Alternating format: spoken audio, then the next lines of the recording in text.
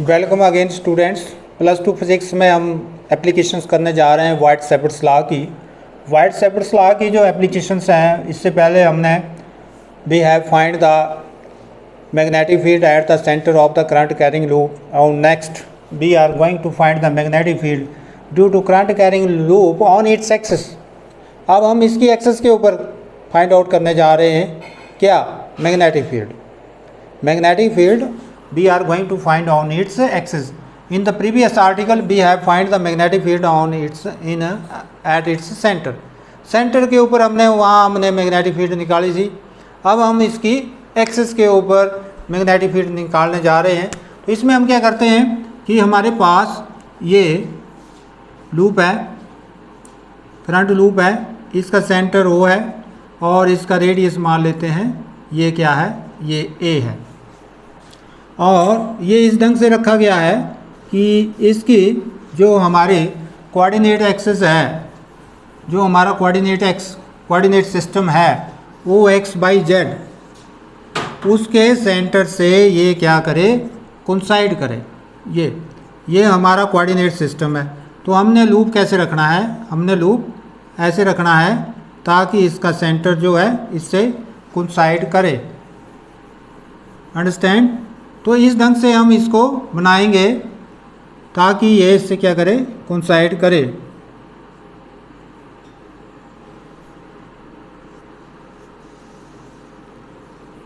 तो मान लेते हैं ये इसका क्या है, रेडियस है किसका, इस लूप का। और ये जो करंट कैरी कर रहा है that is carry anti clockwise directions. ये एंटी क्लॉकवाइज ले लो या क्लॉकवाइज ले लो, हम इसको एंटी क्लॉकवाइज ले रहे हैं। एंटी क्लॉकवाइज डायरेक्शंस में ये करंट इसमें मूव कर रहा है। अब इसकी एक्सिस के ऊपर हमने मैग्नेटिक फील्ड निकालनी है। तो मान लेते हैं ये पॉइंट P है जहाँ पर इसकी एक्सिस के ऊपर हमने मैग्नेटिक फील्ड निकालनी है। और इस पॉइंट P की डिस्टेंस O से जो है वो क्या है, x है। डिस्टेंस क्या है, x है। और इसका रेडियस कितना है, A है। कैरिंग करंट I करंट ये कैरी कर रहा है इन एंटी क्लॉकवाइज डायरेक्शंस।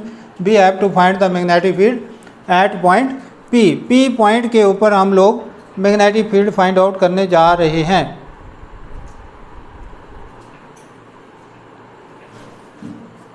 तो इस ढंग से अब हम क्या करते हैं कि यहाँ पर मैग्नेटिक फील्ड फाइंड आउट करने के लिए हम एक स्मॉल एलिमेंट्री पोर्शन AB लेते हैं, जैसे प्रीवियस केस में किया है हमने। और ये AB पोर्शन जो है वो DL के बराबर है। किसके बराबर है, DL के बराबर। इसमें करंट I फ्लो कर रहा है, इसलिए ये IDL करंट एलिमेंट का काम करेगा। कौन पोर्शन, AB पोर्शन। अब हम क्या करेंगे, इस यहाँ पर इसके सेंटर को अब हम किसके साथ मिलाएंगे, पॉइंट P के साथ मिलाएंगे ऐसे। अब इसको हमने पॉइंट P के साथ मिलाया तो हम पाइथागोरस थ्योरम से इस डिस्टेंस को फाइंड आउट कर सकते हैं। मान लो ये जो सेंटर है ये MP है। अब इस करंट एलिमेंट के कारण हम मान के चलते हैं कि यहाँ पॉइंट P के ऊपर जो मैग्नेटिक फील्ड है वो क्या है, dB है। क्या है, dB है। क्योंकि स्मॉल है इसलिए हम इसे IDL मान रहे हैं। और IDL के कारण हम मैग्नेटिक फील्ड dB वेक्टर मान ले रहे हैं। कहाँ, पॉइंट P के ऊपर। तो ये जो पॉइंट P के ऊपर जो मैग्नेटिक फील्ड है that is like of this, ऐसे होगी, इस डायरेक्शन में होगी। अगर इसके हम यहाँ पर भी कोऑर्डिनेट्स बनाएं ऐसे, तो अगर ये एंगल थीटा है तो ये एंगल इसका थीटा होगा। कुछ बुक्स में जो है उन्होंने ये एंगल अगर थीटा लिया है तो ये हमें ये एंगल थीटा लेना पड़ेगा, किसका, DB का। और उसमें डायरेक्शंस भी मैग्नेटिक फील्ड की चेंज होगी। तो इसमें अलग अलग है। ये इस बुक में जो है इसमें हमने ये एंगल अगर थीटा लिया है तो बाय द ज्योमेट्री ये एंगल भी थीटा होगा। अगर देखो ये IDL के कारण यहाँ dB वेक्टर आ रहा है। आइडियल करंट एलिमेंट के कारण पॉइंट P के ऊपर जो मैग्नेटिक फील्ड आ रही है वो dB वेक्टर आ रही है। अब ये dB vector magnetic field along, ये देखो ये इसका बेस है, बेस के साथ कितनी हुई, dB cos थीटा। कितनी हुई, dB cos थीटा। जैसे हम लोग ये पाइथागोरस थ्योरम देखते हैं ऐसे, तो यहाँ पर ये बेस, ये हाइपोटेन्यूज, ये परपेंडिकुलर, ये बेस, ये हाइपोटेन्यूज। वैसे ही अगर हम ऐसे इमेजिनरी लें ऐसे, तो यहाँ जो होगा ये क्या बता रहा है, ये आपका डी बी कॉस थीटा, और ये क्या इधर को ये क्या बता रहा है, डी बी कॉस थीटा, और ये क्या बता रहा है, डी बी साइन थीटा। तो ये किसके अलोंग हुआ, एक्स एक्सिस के अलोंग हमारा डी बी साइन थीटा आया। ये किस कंपोनेंट के कारण आया, आइडियल। अब इतना ही कंपोनेंट हम यहाँ पर लेते हैं, ए डैश बी डबल डैश, और इसको भी यहाँ पर मिला देते हैं, ऐसे मिला दिया, तो ये एंगल हमारा थीटा। तो इसके कारण यहाँ पर भी ये किसके कारण, ए डैश बी डैश के कारण सेम आइडियल। तो इसके कारण जो मैग्नेटिक फील्ड आ रही है वो हमारी डी बी डैश आ रही है, और अगर ये एंगल थीटा है तो ये एंगल भी क्या हुआ, थीटा हुआ, और ये डी बी डैश है तो ये भी क्या हुआ, D B dash cos theta, और ये क्या हुआ, D B dash sine theta इधर को। तो इस प्रकार से हम इस डायग्राम को कंप्लीट कर रहे हैं। तो इस ढंग से आपने इसको देखना है, कैसे हमने कंप्लीट की फिर देख लेते हैं। हमारे पास ये कोऑर्डिनेट सिस्टम ओ एक्स वाई जेड है, हमने इस ढंग से लेना है कि ये जो इसका लूप है इसका सेंटर ओ से कोइंसाइड करे, और इसका हमने एक स्मॉल पोर्शन ए बी लिया। ए बी किसके बराबर हुआ, ए बी हुआ डी एल के बराबर, और इसमें करंट आई फ्लो कर रहा है तो आई डी एल, ये सेंटर ले लिया। पी मान लो पी या एम जो भी ले लो, जैसे वहाँ लिया हुआ एम, और ये ऑब्जर्वेशन पॉइंट पी लिया, इसकी डिस्टेंस यहाँ से यहाँ एक्स हुई, और ये यहाँ इसका रेडियस हुआ, इसको आपस में यहाँ मिलाया, और ये एम पी डिस्टेंस आ गई। अब इसके कारण ये आइडियल कंपोनेंट है, क्योंकि इसमें current you have taking anti clockwise directions. तो यहाँ पर अगर आप बाई कोई परपेंडिकुलर ड्रा कर रहे हैं, तो ये अगर ये एंगल थीटा है तो ये यहाँ पर डी वी वेक्टर होगा इसके कारण यहाँ पर, और ये थीटा है तो ये एंगल भी थीटा होगा। वैसे ही यहाँ पर अगर काटें तो ए डैश बी डैश इसके बराबर यहाँ पर लिया, और इसको भी आपस में यहाँ मिलाया, और इसके कारण भी यहाँ magnetic field D B dash और ये एंगल थीटा। तो इस ढंग से दोनों मैग्नेटिक फील्ड आ रही हैं, और ये एक डी बी साइन थीटा यहाँ पर, और दूसरा D B dash sine theta यहाँ पर, और यहाँ पर डी बी कॉस थीटा नीचे को। तो इस ढंग से ये हमारी डायग्राम बन रही है।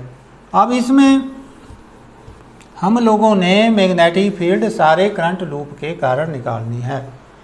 अब हमने इसको यहाँ इसके अपोजिट क्यों किया, फिर हम यहाँ लेंगे इसके अपोजिट रखेंगे, यहाँ लेंगे इसके अपोजिट रखेंगे। तो हम देख रहे हैं कि यहाँ पर ये जो कंपोनेंट है D B cos theta and D B dash cos theta, इनके कारण डी बी और डी बी डैश दोनों बराबर हैं, क्योंकि ये भी वही आइडियल कंपोनेंट है, आइडियल करंट एलिमेंट है, ये भी आइडियल करंट एलिमेंट है। ए बी हमने ए डैश बी डैश के बराबर रखा, तो ये डी बी और डी बी डैश भी बराबर होंगे। तो इसलिए डी बी कॉस थीटा और D B dash cos theta ये एक दूसरे के बराबर हो रहे हैं, परंतु इनका लाइन ऑफ एक्शन सेम है, directed in opposite direction, cancel the effect of each other. इसलिए ये एक दूसरे के इफेक्ट को क्या करेंगे, कैंसिल कर देंगे। तो अब दूसरा लेते हैं डी बी साइन थीटा और D B dash sine theta. ये डैश है, ये दोनों बराबर हैं, ये मैंने यहाँ एक्सप्लेन किया।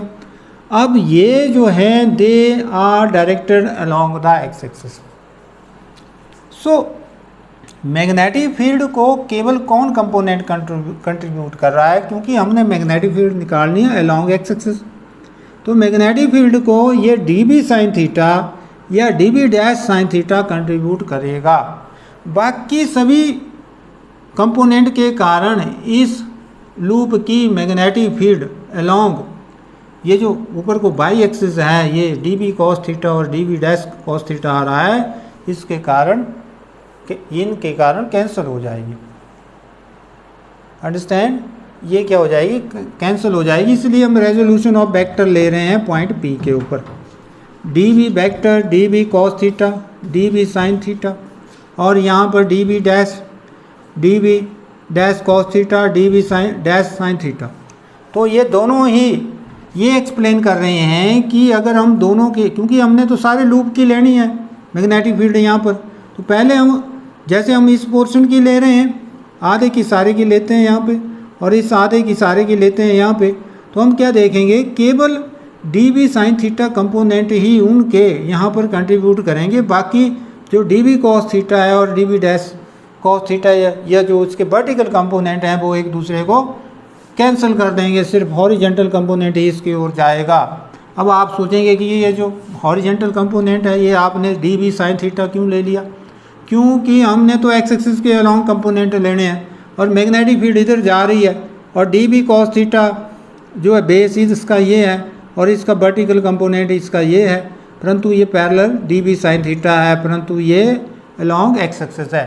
तो ये अलग जैसा केस आ रहा है कि हम जब भी हॉरिजेंटल की बात कर रहे हैं तो यहाँ डी बी साइन थीटा आ रहा है, जबकि साइन थीटा जो है वर्टिकल कंपोनेंट के साथ जुड़ता है, परंतु यहाँ पर हम देख रहे हैं कि इस राइट एंगल ट्रायंगल से ही हम लोग इसको फाइंड आउट कर रहे हैं। तो इसको करने के लिए हम क्या करते हैं, first of all we will consider a circular loop.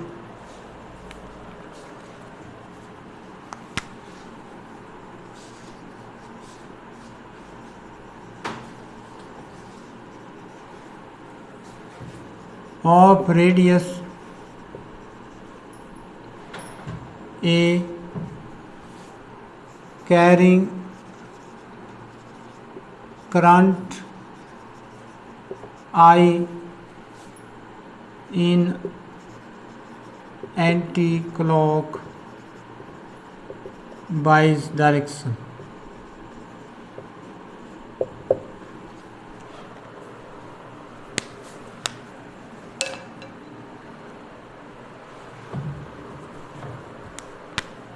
So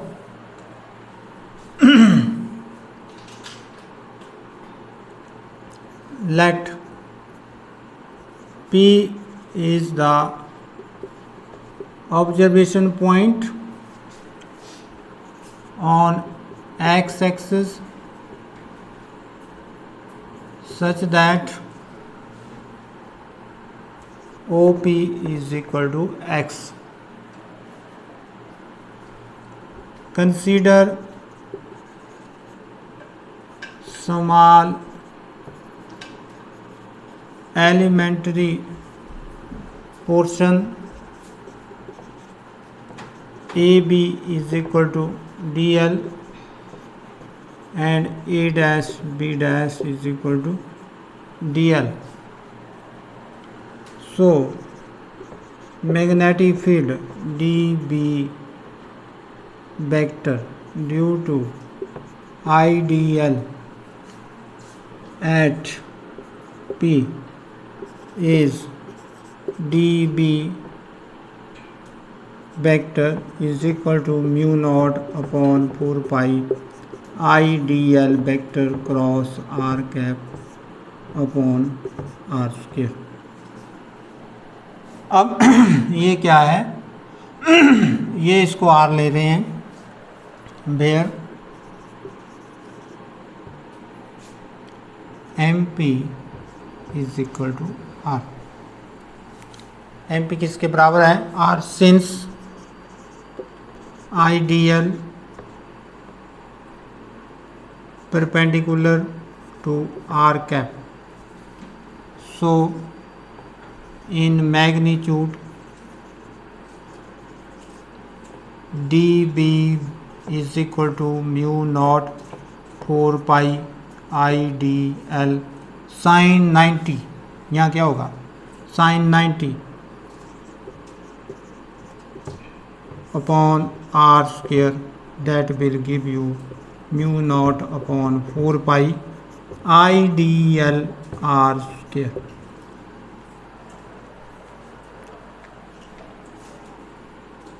This is question number 1.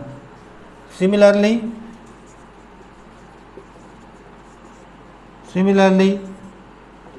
dv dash is equal to mu naught upon 4 pi I dl upon r square. This is question number 2. वैसे ही ये भी किसके बराबर होगी, ये भी वैसे ही होगी। तो यहाँ से हमें ये पता लग रहा है कि डी बी डैश और डी बी एक दूसरे के क्या है, बराबर हैं, दे आर इक्वल। सो भी है, but D B is equal to D B dash एक दूसरे के बराबर है। Understand? Also D B at point P resolved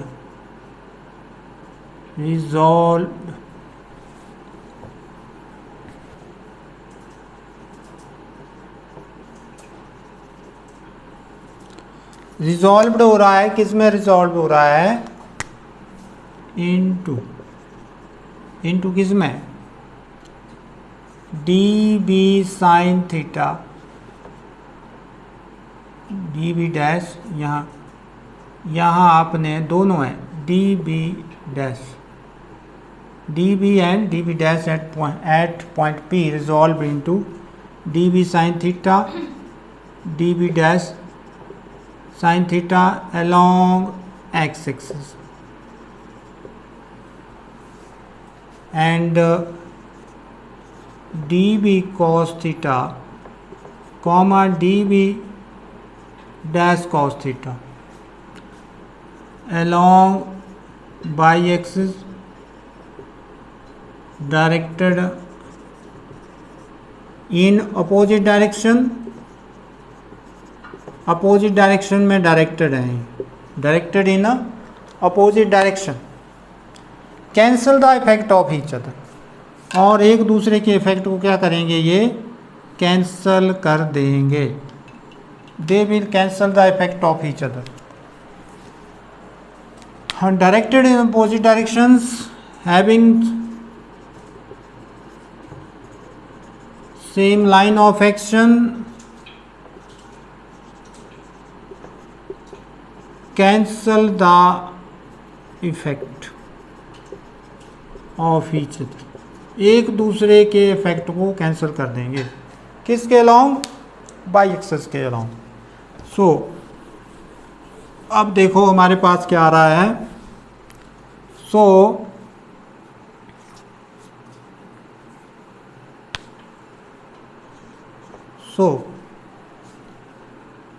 total magnetic field dB is the integration of dB,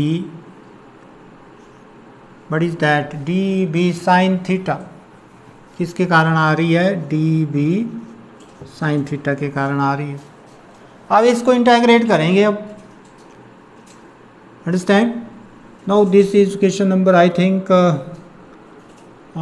2-3 होगी। यूजिंग 1 in 3, 1 को 3 में प्रयोग करेंगे।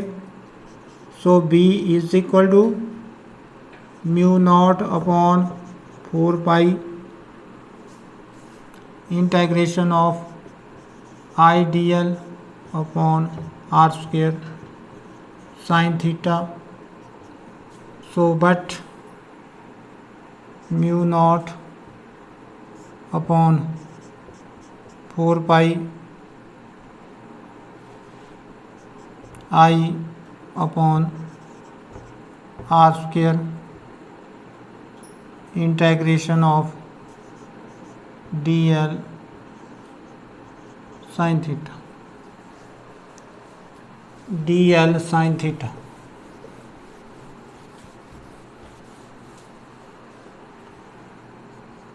B is equal to mu naught upon 4 pi I upon R square, D L की integration, अब sine theta को आगे ले आए, डी एल की इंटीग्रेशन क्या हुई, 2 pi A. So B is equal to 4 pi mu naught 4 pi I upon R square. अब साइन थीटा देखो, perpendicular upon hypotenuse, so this is A upon R, और ये क्या हुआ 2 पाई ए, ये सर्कमफ्रेंस। सो बी क्या हुआ, बी हुआ mu naught upon 4 pi 2 pi I A square upon R cube. ये हमारे पास आया। If it has N number of turns, अगर इसके पास if loop has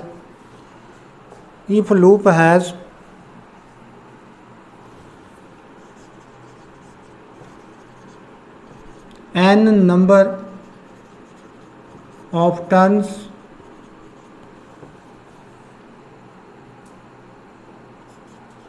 per unit length